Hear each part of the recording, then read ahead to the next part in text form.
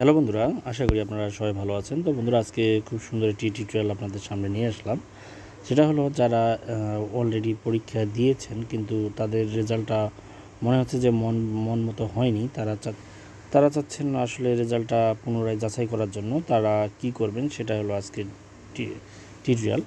সেটা হলো বন্ধুরা, দেখুন, আমি দিনাজপুর বোর্ডের একটা নোটিশ এখানে পেয়েছি, সেটা আপনাদের সামনে নিয়ে এসেছি। দেখুন, 2023 সালে এসএসসি পরীক্ষার ফলাফল পুনর্নিরীক্ষণের নিয়মাবলী। ফলাফল পুনর্নিরীক্ষণের সময়কাল 29/7/2023 থেকে 4/8/2023 তারিখ পর্যন্ত।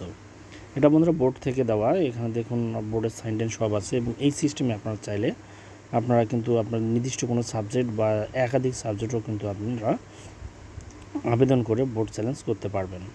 দেখুন, এখানে লেখা আছে শুধুমাত্র টেলিটক প্রিপেইড মোবাইল থেকে ফলাফল পুনর্নিরীক্ষণ আবেদন করা যাবে।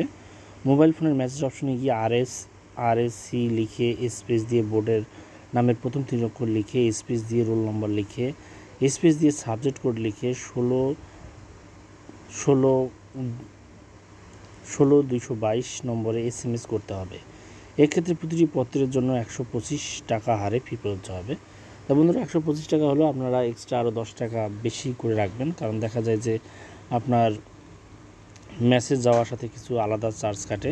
আর এটা কিন্তু শুধুমাত্র টেলিটক সিমের মাধ্যমেই করতে হবে।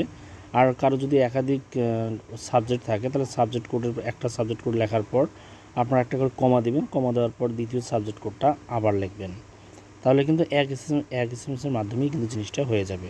তারপর কি হয়েছে দেখুন, ফিরতি এসএমএসে একটি পিন নাম্বার প্রদান করা হবে। অতঃপর মেসেজ অপশনে গিয়ে RSC লিখে স্পেস দিয়ে ইয়েস লিখে স্পেস দিয়ে পিন নাম্বার লিখে স্পেস দিয়ে কন্ট্যাক্ট মোবাইল নাম্বার যে কোনো অপারেটর লিখে 16/222 নম্বরে SMS করতে হবে। মানে যখন তারা ফিরতি একটা SMS দিবে, সেখানে আপনারা একটা পিন নাম্বার পাবেন, তখন আপনাদেরকে ইয়েস লিখতে হবে, এবং সাথে আপনাদের সাথে যেন যোগাযোগ করতে পারে সেরকম একটি মোবাইল নাম্বার কিন্তু আপনারা সেখানে দিয়ে দিবেন। প্রতিটি বিষয়ে বাংলা ইংরেজি বিষয়ের ক্ষেত্রে প্রতিটি পত্রের আবেদন ফি 125 টাকা। পুনর্নিরীক্ষণের ক্ষেত্রে একই SMS-এর মাধ্যমে একাধিক বিষয় পত্রের জন্য আবেদন করা যাবে। সেক্ষেত্রে কমা দিয়ে বিষয়পত্র করে আলাদা করে লিখতে হবে।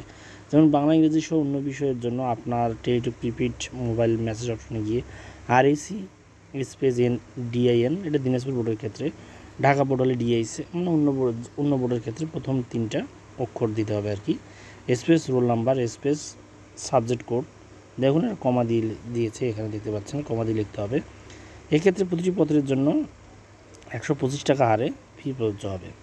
আর তাছাড়া নিচে বন্ধুরা এক্সাম্পলগুলো আপনারা দেখতে পাচ্ছেন, ফার্স্ট স্টেপ, সেকেন্ড স্টেপ, এইভাবেই কিন্তু আপনারা চাইলে সুন্দর করে আবেদনটা করতে পারেন।